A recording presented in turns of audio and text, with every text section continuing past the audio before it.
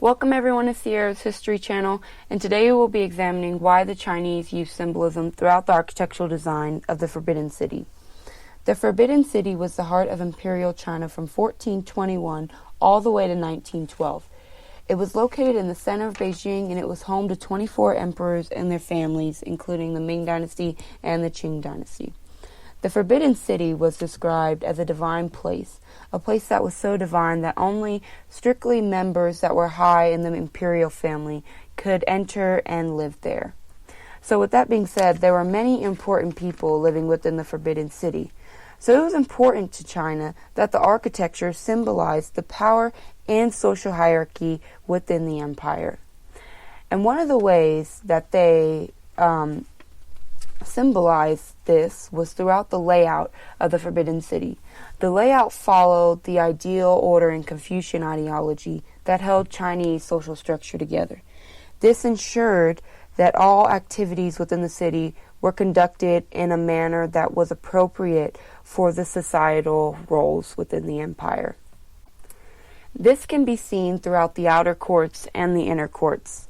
So the outer courts was a place that right when you walked in the main entrance, it can be seen.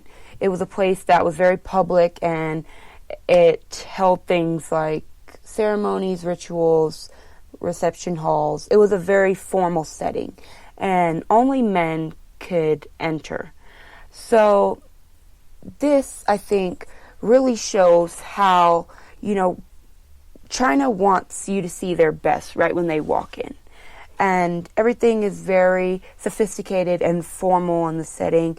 And it also shows how they value women. That women were not sophisticated enough to be in this area. So that's where the inner courts differ a little bit. The inner courts was more private and a domestic place. It had things like gardens and things that created more privacy, but it was only dedicated to the imperial family. And within the inner courts, there were three major palaces. One of the palaces was the Palace of Heavenly Purity, which is located right in the center of the Forbidden City. And this is where the emperor stayed. And this building symbolized the emperor's status and authority and power over the empire. The architecture of these three major palaces all had trigrams of ancient Chinese philosophy on them. And this philosophy symbolized the mother and earth. And this was kind of like a metaphor for how women should act within the Forbidden City, the empire, and within their families. So just throughout the layout of the city, we see a lot of different societal roles and social hierarchy. It goes the emperor, then the imperial family, then the males, and the women at the bottom of the food chain. So another way the Chinese symbolize their power and wealth to the rest of the world and the empire were how the buildings were built and the certain design elements that stood out. For example, all of the walls, doors, and pillars were painted red, and the roofs were painted yellow. So red in Chinese culture symbolizes good fortune, while yellow embodies the supreme authority and power of the imperial city.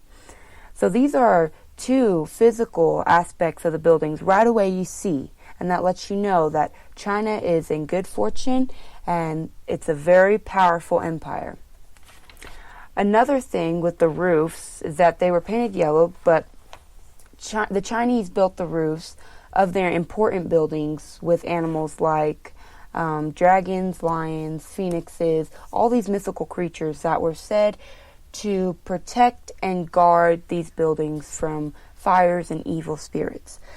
But these mythical creatures, like I said, were only on important buildings like temples, the emperor's building, the empress's building, these type of things.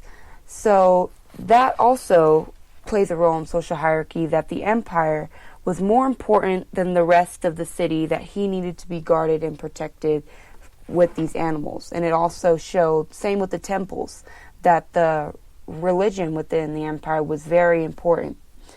And speaking of religion, the Chinese were very a multi-ethnic society. You had the Chinese, the Mongols, the Manchus, and it was very tolerant of different religions. So that also shows how the Chinese society functioned. So in conclusion, we can see throughout the imperial city that the emperors were the head of the social hierarchy, and the entire empire demonstrated the power and authority of the imperial family compared to commoners. This helped stabilize the emperor's ruling over the entire empire. We also see the idea that the Chinese were more superior than the rest of the world. And we can see that through the architecture.